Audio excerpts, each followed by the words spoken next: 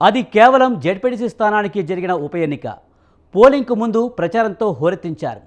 ఫలితం తేలాక కూడా రాష్ట్ర స్థాయిలో చర్చ జరుగుతుంది.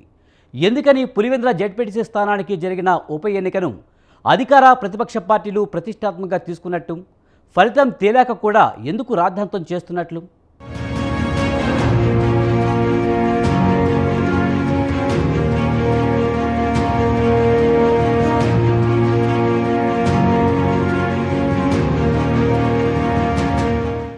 వైఎస్సార్ కడప జిల్లాలోని పులివెందుల, ఒంటిమిట్ట జెడ్పీటీసీ స్థానాలకు ఉప ఎన్నికలు ముగిశాయి. ఫలితాలు కూడా వెలువడ్డాయి. ఉప ఎన్నిక జరిగిన 2 చోట్ల టీడీపీ అభ్యర్థులు గెలుపొందారు. నిజానికి ఇవి స్థానిక సంస్థల ఎన్నికలు, అందులోనూ ఉప ఎన్నికలు. కానీ ఈ ఉప ఎన్నిక ఏపీ రాష్ట్ర రాజకీయాల్లో పెద్ద చర్చకు దారితీసింది.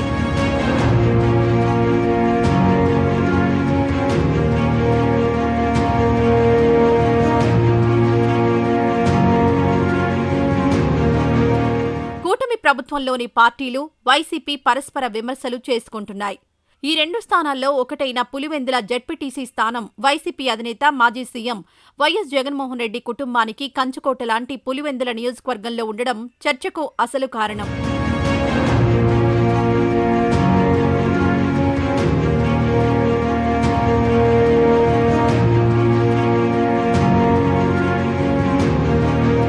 దశాబ్దాలుగా పులివెందుల కోటను వైఎస్సార్ కుటుంబమే ఏలుతోంది. మొదటిసారిగా అక్కడ ఆ ఫ్యామిలీ ఆధిపత్యానికి దెబ్బపడినట్లయింది. జెడ్పీటీసీ ఉప ఎన్నిక ఫలితాలు వైసీపీకి ఇబ్బందికరంగా పరిణమించాయి. సొంత గడ్డపై జెడ్పీటీసీ స్థానాన్ని నిలబెట్టుకోలేకపోవడం ఆ పార్టీని అప్రతిష్ట పాలు చేస్తోంది. 4 దశాబ్దాలుగా ఓటమి ఎరుగని కుటుంబానికి ఈసారి డిపాజిట్ కూడా దక్కకపోవడం అంటే రాజకీయంగా పెద్ద దెబ్బ. పోలైన ఓట్లలో కేవలం 600 పైచిలుకు ఓట్ల వరకు వైసీపీ తెచ్చుకోగలిగింది. ఇది నిజంగా ఆ పార్టీకి రాజకీయంగా, వ్యక్తిగతంగా అధినేత జగన్కు అప్రతిష్ట తెచ్చేదే. కానీ ఈ ఫలితంతో భవిష్యత్తులో వైసీపీకి పెద్దగా నష్టం జరిగేది ఉంటుందని గాని, ఉండదని గాని చెప్పలేం. వైసీపీ కోటలో పాగా వేసేందుకు టీడీపీ గట్టి ప్రయత్నాలు చేయడానికి కారణాలు కూడా లేకపోలేదు. ఒక రకంగా చెప్పాలంటే అది వైసీపీ అధినేత జగన్ చేసుకున్న స్వయంకృత అపరాధమే అని చెప్పొచ్చు.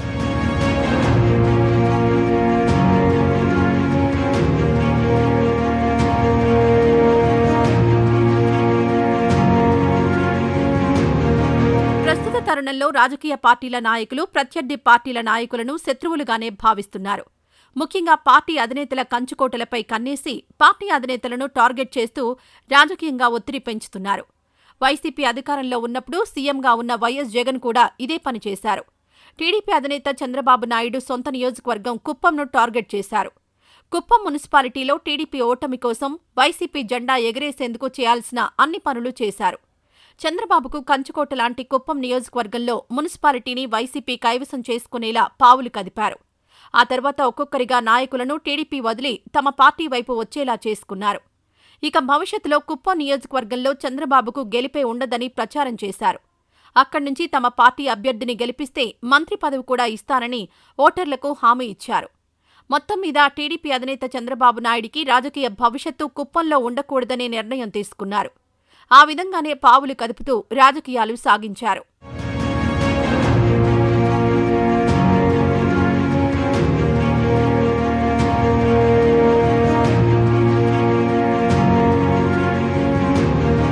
పార్టీ అధికారంలో ఉండడం, తాను సీఎంగా ఉండడంతో కింది స్థాయిలోని నాయకులను నయానో భయానో తమ వైపు తిప్పుకున్న వైసీపీ అధినేత జగన్ ఏడాది క్రితం జరిగిన ఎన్నికల్లో కుప్పం వైపు కన్నెత్తి చూడకుండా అయ్యారు.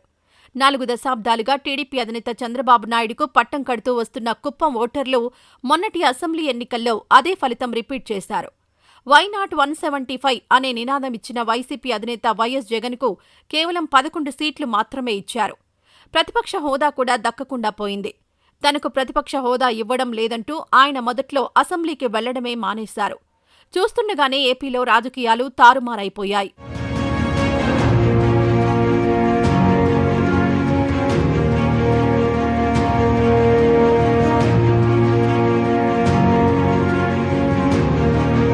ఇప్పుడు టీడీపీ అధినేత సీఎం చంద్రబాబు వంతు వచ్చింది.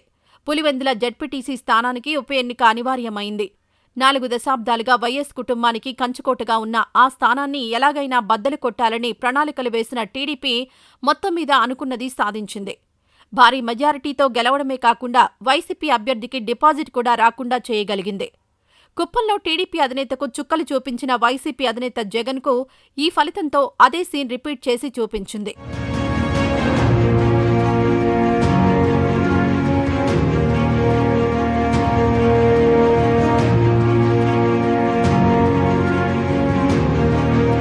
పులివెందుల ప్రాంతం ఏ విధంగా చూసినా వైసీపీకి అనుకూలంగా ఉండాల్సిన ప్రాంతమే.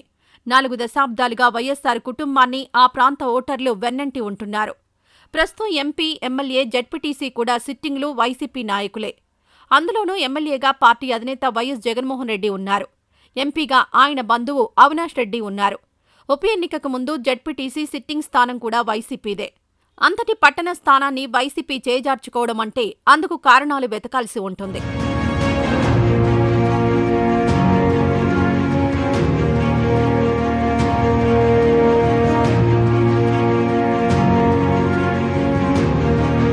వైసీపీ కంచుకోటను బద్దలు కొట్టిన టీడీపీ పక్కా ప్రణాళిక ప్రకారం ముందుకెళ్లింది. ఈ ఫలితంతో టీడీపీకి వచ్చే లాభం కానీ, వైసీపీకొచ్చే నష్టం కానీ ఏమీ ఉండకపోవచ్చు. రాజకీయంగా వైసీపీ నాయకత్వాన్ని అప్రతిష్ట పాలు చేసే ఫలితం ఇది. అందుకని ఆ పార్టీకి చెందిన నాయకులంతా రిగ్గింగ్ జరిగిందని, ఎన్నికల సంఘం అధికార పార్టీతో కుమ్మక్కయిందని, అక్రమాలు జరిగాయని ఇంకా రకరకాల ఆరోపణలు చేస్తూ ఉన్నారు. ఈ ఫలితంపై పార్టీకి చెందిన మాజీ మంత్రులు బొత్స సత్యనారాయణ, పేర్ని నాని, అంబటి రాంబాబు వేర్వేరుగా మాట్లాడుతూ ఇదే అభిప్రాయాన్ని చెప్పారు.